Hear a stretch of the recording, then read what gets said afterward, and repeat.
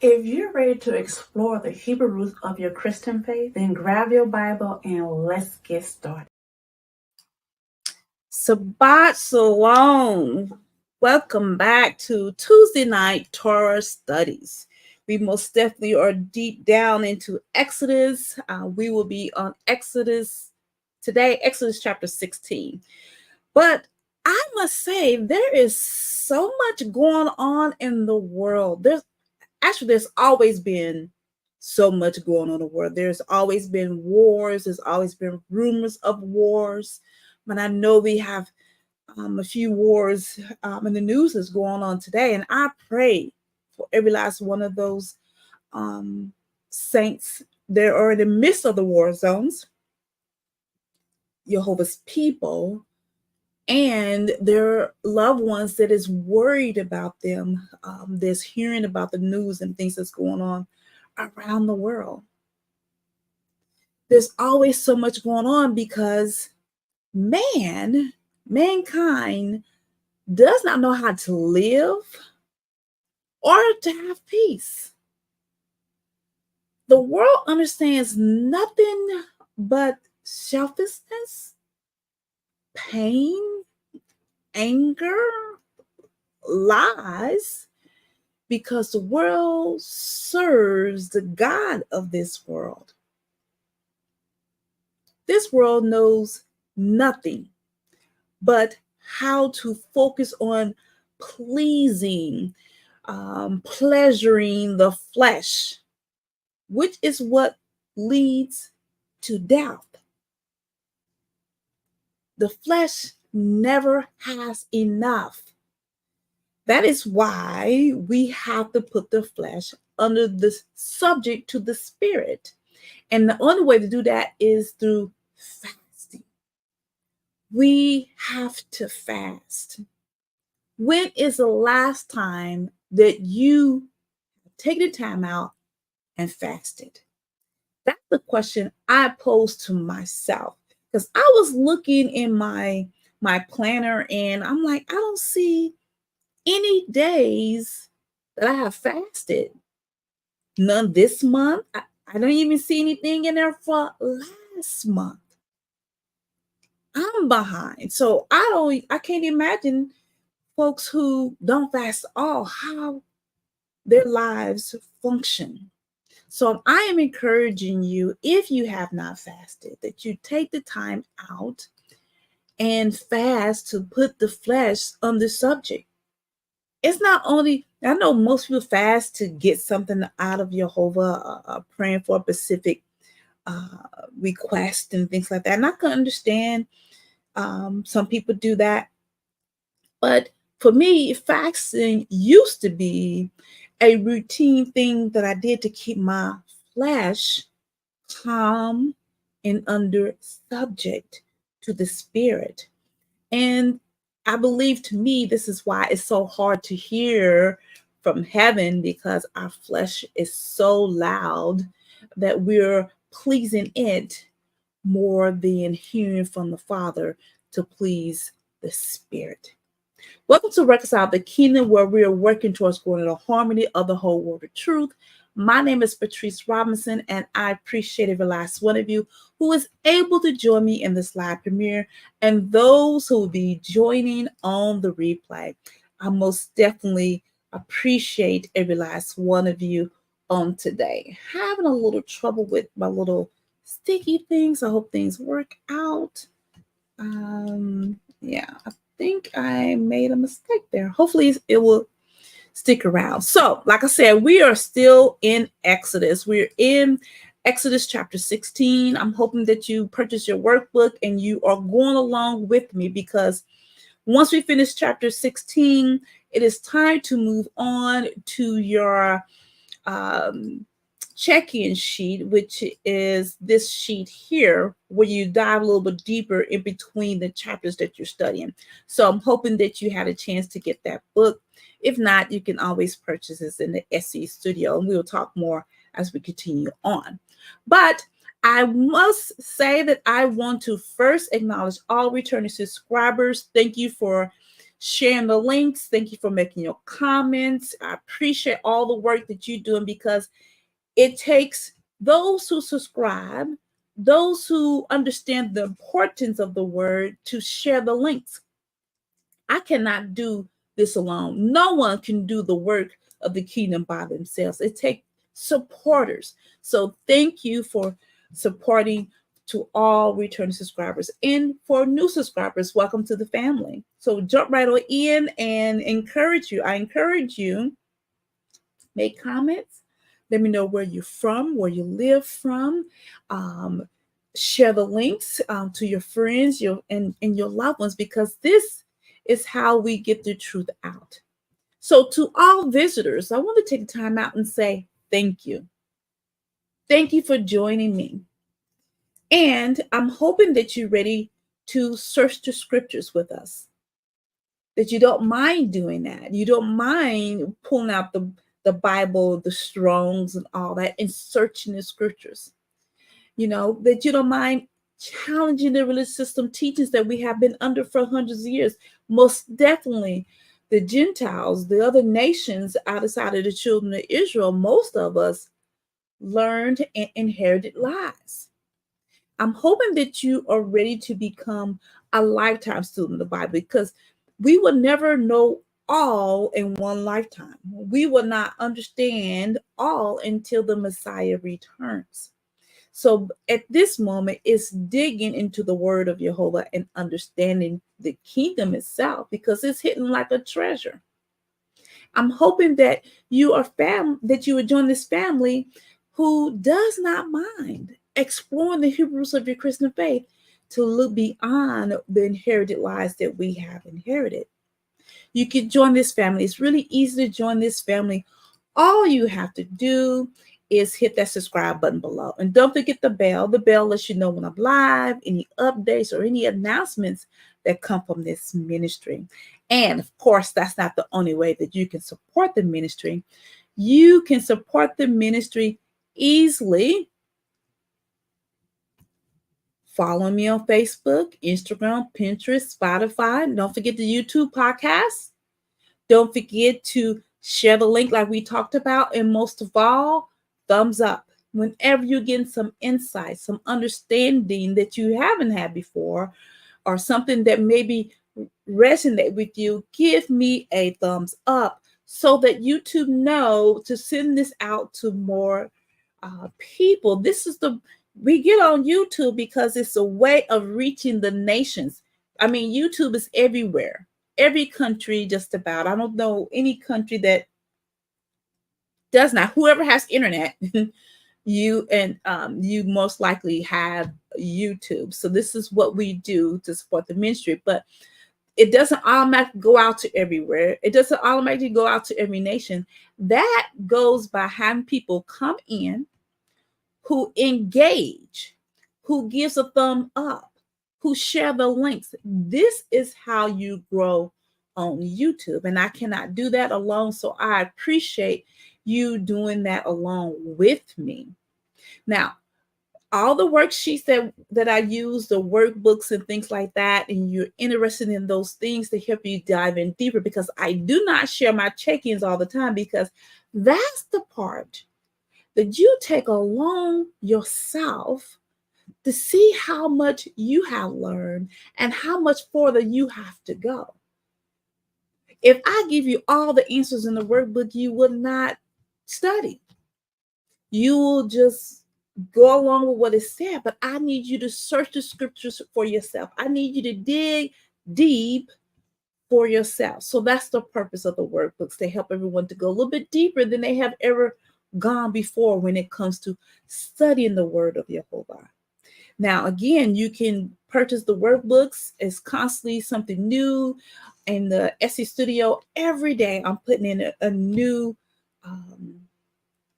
item, because the phases that we were going through is getting all the workbooks, the individual worksheets, and bundles. So all three of those are being worked on a regular basis. And those of you who are interested in wall art, I'm working on a nice project I've been working on for a little bit, probably almost a week, and it will be up in the Etsy studio hopefully by this Sunday. So most definitely that will be available for you too, because it's a digital biblical studio. That's what it is. So all the things that we just talked about is ways you support the ministry. So you have an opportunity to support the ministry.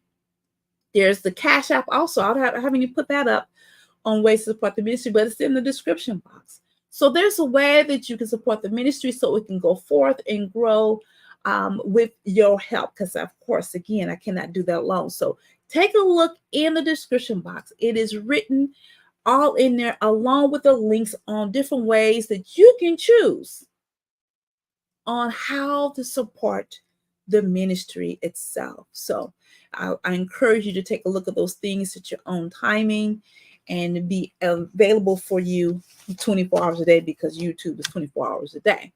Now, I don't want you to forget, at the end of today's teaching that's presented to you, you have an opportunity to ask questions. You have opportunity to ask questions throughout the teaching. I just won't answer those questions until the end. And I answer questions during the replay in case you're catching this on the replay. I encourage you to share the link. I encourage you to make comments. I encourage you to ask questions. Even if you don't agree and you disagree, you can put that in the comment. There's a way to disagree with people respectfully. And hopefully you learn that, and that's okay. Now, make sure you have your Bible before you, all the right utensils you need. Hopefully you purchase the workbook or the worksheet is in front of you, or a piece of paper, so that we can go into the word. So what we normally do is go over the previous teaching prior, so which was Exodus chapter 15, and I'm going to pull that sheet up. And this is what we have before you, Exodus 15. Remember, Exodus 15 is a song of praise for Yehovah, who fought the battle for the children of Israel. That is exactly what Exodus 15 is. It's a song from the heart for the people of Yehovah. It's most definitely praising him. It's the song of Moses. And we find the song of Moses not only in Exodus 15. If you see my cross reference, you find it in Deuteronomy 32, a different song. And you find another song of Moses on Revelation 15.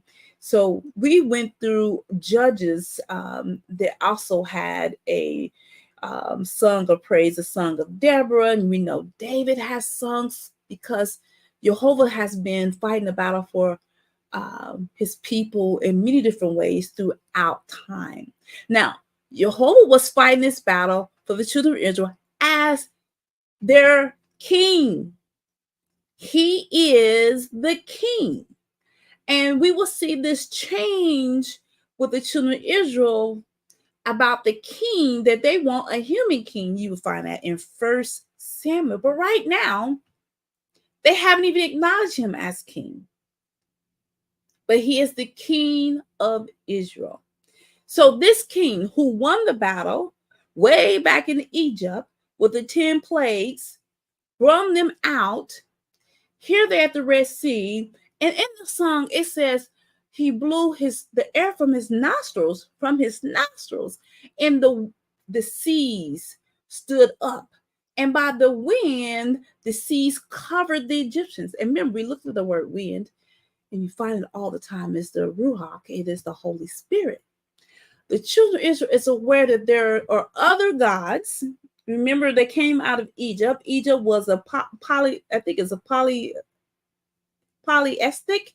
That is people who worship more than one God. And so they're used to that. Now, the problem is that they have to learn about the Elohim that took them by a mighty hand out of Egypt. 3 days after that, they're at the Red Sea, and this event is occurring. And after that, they're in the wilderness, and then they're out of water. So they start complaining. Now, I want to say, because my insight was that they were always complaining to Moses and Aaron. mainly towards Moses, but Moses and Aaron. So they was constantly putting Moses between them and Yehovah. They didn't ask Yehovah. They didn't pray to Yehovah. They didn't bow to Yehovah. They just automatically start complaining to Moses. So Yehovah said that he will do some things, but you need to follow my statutes and my ordinance. You need to keep them. That's what he offered them. He also gave them water and, the palm trees. Still was taking care of them. Even before, this is in my application and insight, even before the Torah, which is given at Mount Sinai, Yehovah is always desiring obedience. He's been giving them instructions since Egypt. Remember the Passover, unleavened bread events, those instructions begin to happen, which it will evolve once we get further into the Torah and those instructions in Leviticus 23 and other places. But he always desire obedience. So my word study is there. My question, do you think the people were hiding behind Moses? That's always been my question. They didn't have the mindset, or maybe I should say they didn't have the heart. So they went straight to Moses because he's a man. They were hiding behind him instead of talking to Yehovah himself. So I'm going to leave my sheet up for a moment, and you can most definitely share your questions, your comments, your thoughts, anything about the overview on today, and of course about Exodus chapter 16, which is where we are today. And we're going to actually jump right into these chapter 16, verse 1. And they took their journey from Elam, and all the congregation of the children of Israel. Remember, this is the congregation. For those of you who are joining me through the book of Acts, remember where the church, the ecclesia, the assembly began when we talked about Stephen. We're reading about the congregation right now. Keep that in mind when we get back into the book of Acts on Saturday. And all the congregation children of Israel came into the wilderness of Sin, which is between Elam and Sinai. And on the 15th day, on the second month after their departed out of the land of Egypt, and the whole congregation, the assembly of the children of Israel, murmured against Moses and Aaron in the wilderness. And the children of Israel said unto them, would to God we had died by the hand of Yehovah in the land of Egypt, when we sat by the flesh pots, and when we did eat bread to the full. For you have brought us forth into wilderness to kill this whole assembly with hunger. They are stuck into how things were in Egypt. In Egypt, they had a great time, eating all they want to eat, although they was most definitely mistreated. They were forgetting about the bad things. They only remember the good things. So the children of Israel is now relocated, like we just read, in a place called Sin. This is a location. This is a place called Sin. This is not a symbolism of sin. Now, at this point in the calendar for them, they're in the second month and the 15th day. Remember, they left Egypt. It was the first month, the 15th day, doing the Feast of Unleavened Bread. The children of Israel were up to their usual things of complaints. This time it's not water. This time it's not that their enemies are coming after them. This time the complaint is they want meat and bread. They even say they're taking that Moses brought them out into wilderness for them to die of hunger. This is because they lack faith. Like we said, they witnessed so many miracles. They witnessed the 10 plagues. So the 10 plagues and the dividing of the Red Sea and destroying their enemies and making the bitter water sweet. All these are signs and wonders by Yehovah. If we can remember in the gospel of John, and I think it's also might be in Matthew, in the time of Yeshua, they were asking for signs and wonders, although he was doing signs and wonder. They wanted to witness more. And they still didn't believe from what was already happening. And this is what we see still today of the things that Yehovah does in our life. And this is what we're reading about. But I have one question. Why didn't the people, like we said in the overview, why didn't the people ask Yehovah for the meat or the water? Why didn't they call on him? Now they witnessed this sea being split right in front of them, this part right in front of them. They walked on dry land.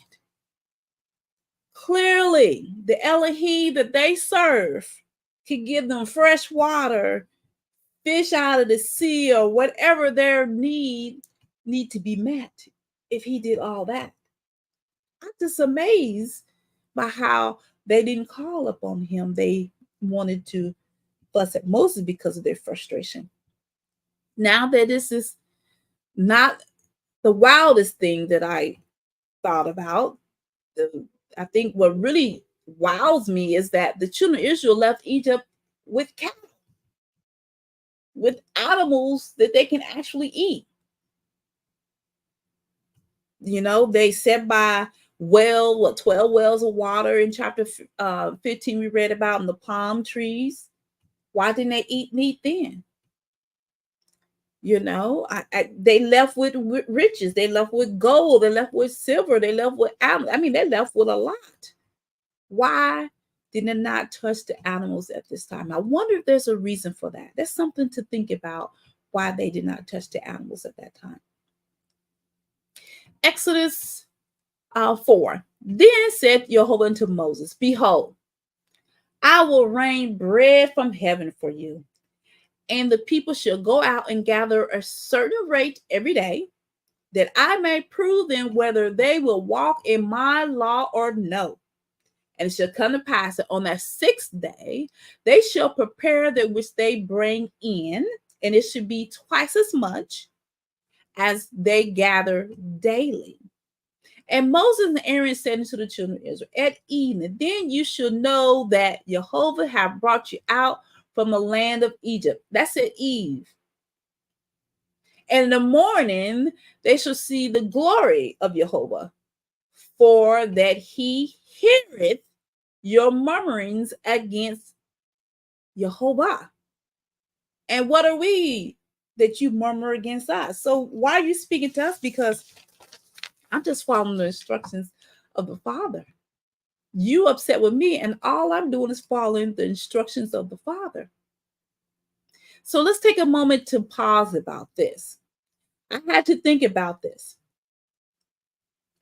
So the Father says, I will rain bread from heaven. So my thought was, is there grain in heaven? How does this happen? Until I, read Psalm 78:24, says that this is bread of angels. So my mind cannot comprehend that there's bread for the angels, and that this was to happen every day, except for the 6th day. The 7th day. So it's 6 days out of the week that this will happen. Yehovah said there would be enough bread from heaven for each person. Now the person has to gather a certain amount, again, not on the 6th day, but this is to test them.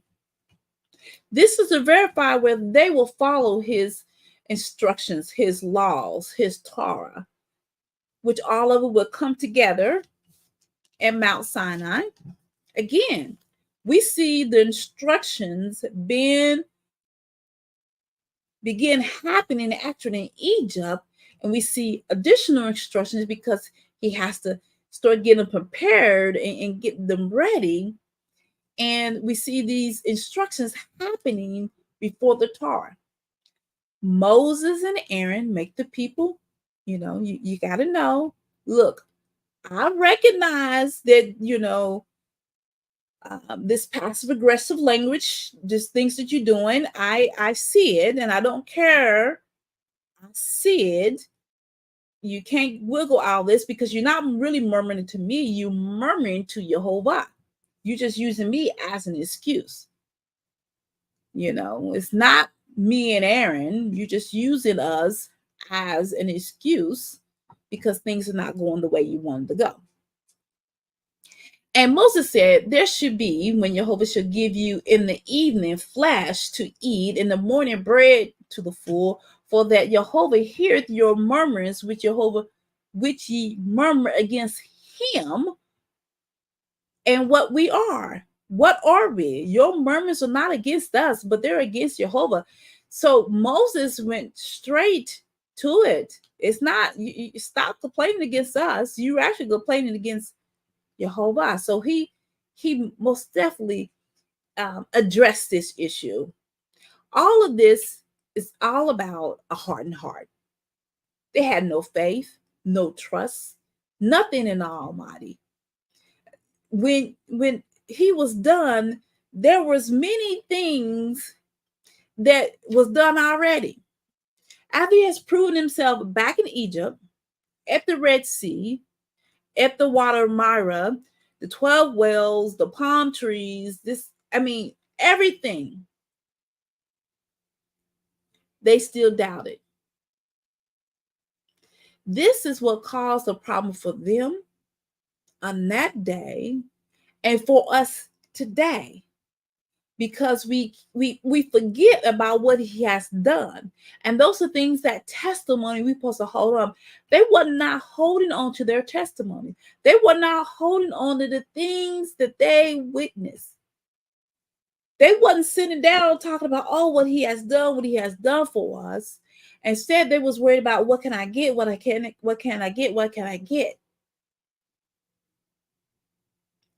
And the problem that they was want with the desires, or they wanted, was too big, that Yehovah couldn't handle this. Trusting Yehovah is the most difficult thing that humankind has. And that was proven way back in the garden. Because we're not patient. Even when we go through, we're not patient. We don't fast and pray. We don't pray. Give us strength to go through whatever we need to go through. Because he said there would be tough times. Now, they're getting angel bread during the day and flesh during the evening. So let's find out more. Verse 9, and Moses spoke to Aaron, saying to all the congregation of children of Israel, come near before Yehovah, for he hath heard your murmurings. And it came to pass, as Aaron spoke to the whole congregation of Israel, that they looked toward the wilderness, and behold, the glory of Yehovah appeared in a cloud. And Yehovah spoke to Moses, saying, I have heard the murmurings of the children of Israel. Speak unto them, saying, at evening, you shall eat flesh, and in the morning you shall be filled with bread. And you should know that I am Yehovah Elohim. So we have Yehovah appearing in the wilderness by cloud. Remember, this is not the first time they seen this cloud. The cloud was between them, the Egyptians. It was like a shield between them, kept them apart as they was crossing the Red Sea. That cloud is nothing new. Again, they're witnessing these miraculous things. They're witnessing Moses speaking to Yehovah. I also wonder if did they hear him? At least they looked and they saw that Moses were speaking to him. Now, this is important because they witnessing Moses speaking to Yehovah. And by the time we get to Mount Sinai, they believe they're going to die when he begins to speak to them. Don't know where they got that from. I don't see it nowhere how they would get that. Verse 13, it came to pass that at evening, the quails came up and covered the camp. In the morning, the dew lay around about the host. And when the dew that lay was gone up, behold, upon the face of the wilderness, there lay a small round thing, as small as a hoarfrost on the ground. And when the children of Israel saw it, they said one to another, it is manna. For they wist not what it was. And Moses said to them, this is the bread which Yehovah hath given you to eat. This is the thing which Yehovah hath commanded. Gather of it every man according to his eating, and omer, 2 quarts, for every man according to the number of persons. Take ye every man of them which are in his tents. And the children of Israel did so, and gathered some more and some less. So here's another time that I had to pause. So in the evening, the quails came. In the evening, the flesh came. In the evening, the birds came to them. They need no nets. They need no arrows. It just came to them. They didn't have to catch it. You know, this is nothing new, of course. We know when Noah, the animals came to him, and I'm pretty sure the animals came to Adam when he was naming them. But this is Yehovah. Then in the morning, when you get up, there's going to be angel bread. They were so stumped about this bread that the only thing they can say is manna. What is this? Never seen this before. How in the world is this happening? It's happening because of Yehovah. Now, each person, as you know, the Bible recognizes every man, which means every person, gets 1 omer. That's 2 quarts of for a day. Now, it depends on the person. Some needs more, some is less. But let's continue. And when they did meet it, meaning measure it, with an omer, he that gathered much had nothing over, and he that gathered little had no lack. They gathered every man according to his eating. And Moses says, let no man leave it till the morning. Let no man leave it till the morning. Notwithstanding, they hearkened not unto Moses, but some of them left it until morning, and it bred worms and stank. And Moses was wroth with them, and they gathered every morning, every man according to his eating. And when the sun waxed hot, it melted. Now, here's the kicker. Yehovah supplies your daily needs. You depend on him, so don't take more than what you need for the day. He said every day, this is going to be presented for you. Every morning, you're going to wake up, you're going to have fresh bread. Every evening, you're going to have fish. I said fish, I'm sorry, the birds. There are enough worries in a day than to have to try to collect more and out of disobedience and have another worry tomorrow dealing with these worms and this sticky smell. This is why Yehovah said, don't worry. Yeshua told them, when he's talking about seek the kingdom of heaven, all this righteousness, don't worry about what you're going to do tomorrow. Let today take care of today. Seek the kingdom of heaven. All the things you need will be taken care of. Do you think the people were concerned that one day that they will wake up and there will be no manna? They won't have nothing to eat, at least no bread. Eventually, you know, they didn't trust him. They took much of the bread. And you could tell the ones who didn't trust him because they took more and then it stank the next morning. They walked around with probably a lot of worries about if they can trust Elohim, although he's proven himself. Verse 22, and it came to pass on the 6th day, they gathered twice as much bread, 2 omers for one man. And all the rulers of the congregation came and told Moses. And he said unto them, this is what Yehovah has said. Tomorrow is the rest of the holy Sabbath unto Yehovah. Bake that which you bake today, see it that ye will see it, and that which remaineth over lay up for you to be kept until the morning. And they laid up till the morning as Moses bade, and it did not stink, neither was there any worm therein. And Moses said, eat that today, for today is the Sabbath unto Yehovah. Today you shall not find it in the field. 6th day you should gather, but on the 7th day, which is the Sabbath, in it there should be none. Now you know this is nothing but Yehovah, the creator of all things. He would allow you to gather a double portion on the 6th day, to have leftovers for the 7th day without worms or it stinking. Because on the 7th day is the Sabbath day. It's the chosen holy day, the only day that Yehovah assigned for man to set apart. This is how important the Sabbath day is to Yehovah, for us to honor that set apart, that called sacred, dedicated day. Now, if you go back in Genesis chapter 1, Genesis chapter 2 to verse 3, there's only one day, 1, 2, 3, 4, 5, 6, 7, that he blessed, sanctified, set it apart, dedicated. He rested. Let me read that verse to you. Genesis 2 and 3. Elohim blessed the 7 days, sanctified it, because on it he rested from all his work in which Elohim had created and made. You look up that day, sanctified, H6942 in your Strongs.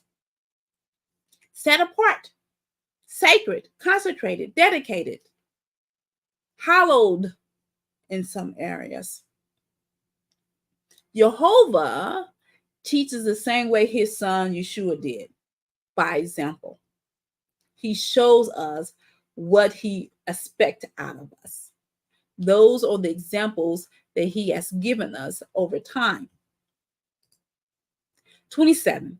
And it came to pass that there went out some people on the 7th day for to gather, and they found none. And Yehovah said unto Moses, how long refuse ye to keep my commandments and my laws? See that Yehovah have given you the Sabbath. Yehovah given you the Sabbath. Therefore, he given you on the 6th day the bread of 2 days. By you every man in his place. Let no man go on the place on the 7th day. So the people rested on the 7th day. Yehovah gives you the Sabbath day.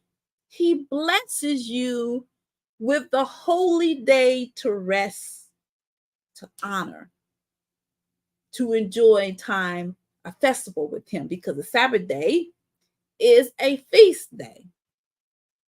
So some of the people, of course, then didn't listen. They transgressed against the instructions and the commandments, and they went out looking for manna on the Sabbath day, on the 7th day. And Moses said then again, don't come out here looking for bread. He's giving you the double portion of 6 days, so stay at home. It's not going to be out there. He already explained it to you. He told you that. And you still go look? Why you're looking? It's not there. Verse 31. And the house of Israel called the name thereof manna, and it was like coriander seed, white, and the taste of it was like wafers made with honey. And Moses said, this is the thing which Yehovah commanded. Fill an omer of it to be kept for your generations, that they may see the bread wherewith I fed you in the wilderness. I brought you forth from the land of Egypt. And Moses said unto Aaron, take a pot and put an armor full of men therein, lay it up before Yehovah to be kept for generations. As Yehovah commanded Moses and Aaron, laid it up before the testimony to be kept. And of course, we know this later on will be placed in the Ark of Covenant when it's built. Right now, we have not even talked about the tabernacle, the furniture, or anything like that. We haven't even entered that. But right now, we gathered the first item in this chapter that's going to go in the ark. It's going to be the testimony. And the children of Israel did eat manna 40 years until they came to the land inhabited. They did eat manna until they came into the borders of the land of Canaan. Now the omer in the 10th part of the Ephraim. So that's 2 parts is a 10th part of the Ephraim. Now this bread was a sweet tasting bread. Jehovah instructed again to keep that portion of the bread, and that portion of the bread that he told you to keep won't go bad. It won't get no worms. It won't stink. It's going to stay whole because this is the testimony that your forefathers have gotten. This is for all the generations to be able to witness this. It's not going to smell at all. Now, if you would have got this bread on the 5th day and kept it overnight, it would have spoiled. It would stink. It would get worms, but not the ones that Jehovah said to keep. So they took the bread and they put it away. So for future generations, the children of Israel had manna their entire time that they were in the wilderness. The time now till the time that they go scout out the land, and the time they come back, the judgment of 40 years wandering in the wilderness, they still have manna every day through all the different places that they traveled. They still have manna every day. The manna did not end until the time when Joshua led them across the Jordan River, and they ended in the land of Jericho, right off the borders in Canaan. You will find that in Joshua chapter 5. So Joshua chapter 5 is when they cross over the Jordan River, like I spoken, and they come over during the time that Passover is coming. So the men that was not circumcised at that time in the wilderness has to get circumcised. Then they get ready for Passover and they eat off the land. That's when the manna ceased. If you missed the time that we went through the book of Judges, I encourage you to go through the book of Judges. It's beautiful how everything lines up. It's very beautiful how everything's lined up. So what I need to know is, what are you gleaning from the teaching? Every time I come before you, every Tuesday at 7 o'clock p.m., every Saturday at 10 a.m., I need to hear from you. What are you gleaning? What are you gathering from the information and from the teachings that I present to you? I want to know what you're getting out of this. It's important. Now, don't forget, we are in the book of Acts. Last Saturday at 10 o'clock, we did episode 1, which was the introduction, which covered the workbook 5 W's. And we will do, of course, an overview on that this coming Saturday. And we'll be on episode 2, but chapter 1 of the book of Acts.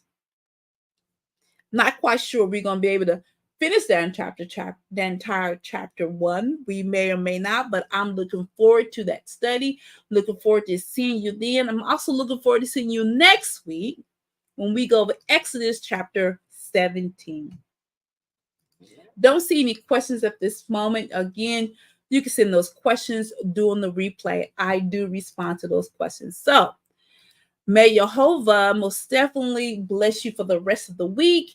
As always, man does not live by bread alone, but lives by every word that proceeds out of the mouth of Yehovah. Like I said, Have a blessed rest of the week. I pray for peace for you and your family, and pray for others. And let's get to fasting and setting our flesh under the Spirit. And have a blessed rest of the week. Looking forward to seeing you on Saturday as usual.